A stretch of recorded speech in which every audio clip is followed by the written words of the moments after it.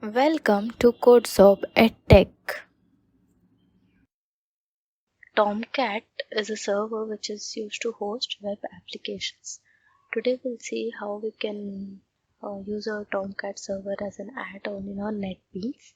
So I'm going to start by opening our NetBeans IDE which we installed in the previous video. So you can go for File, New Project. Here you can choose the project as Java with and under that Java Web and Web Application. Once selected, click on Next.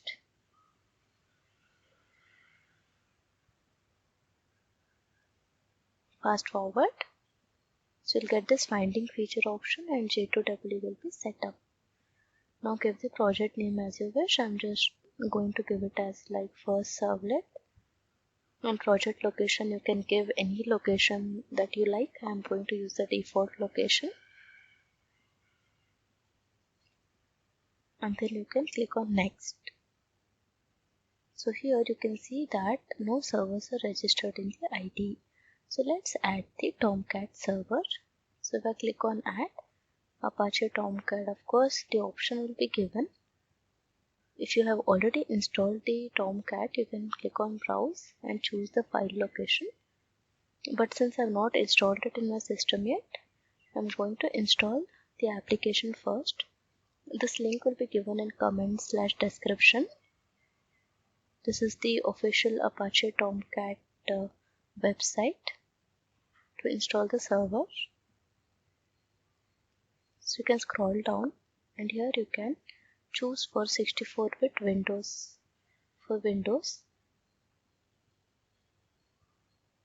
So the zip file is downloaded. We'll extract the zip file and thereon add it in our IDE. So you can just right click on it and click on extract all. You can extract it to a certain location, but I am extracting right here. So this is fast forward. So once the extraction is completed, you can go back to your IDE.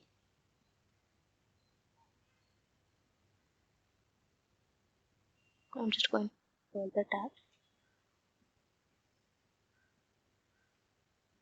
And here we are back to choosing the server location. Now that I have it extracted, I'm going to choose the file location where I installed it. So you can choose Apache Tomcat Windows x64, you can see it. Under that, click on this latest version, whichever has been downloaded. Click on Open. As you can see, the address is now set. This username and password, you can give your own username. I'm just giving admin and I'm giving a similar password such as admin. And it's very important for you to remember this username and password. Click on Finish. Every time you want to run some program, it will ask you for the username and password from the Tomcat ID. So just remember whatever username and password you give. Here you can see all the setting has been done. And the framework, right now we are not writing any MVC, Spring or Strut programs. So I'm directly going to ignore this for now. But whenever you write Spring programs, you can actually choose Spring framework. Click on Finish.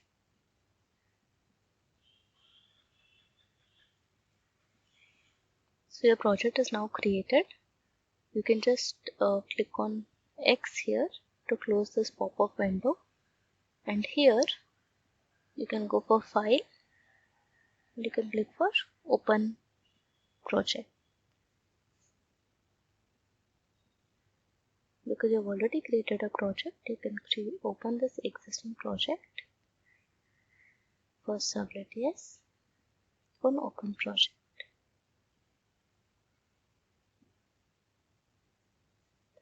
So your project is now open. So under Web Pages, I'm going to create a simple HTML page to show the running of the Tomcat server. So under this web page, I created a new file. I'm choosing HTML. I'm naming it as say index can just give the file name over here. So see, it is under this project for servlet. You can just click on finish, and I've of course used the default location. This is an HTML file, so I'm just going to add another heading tag and just type in something like this is my first servlet perhaps.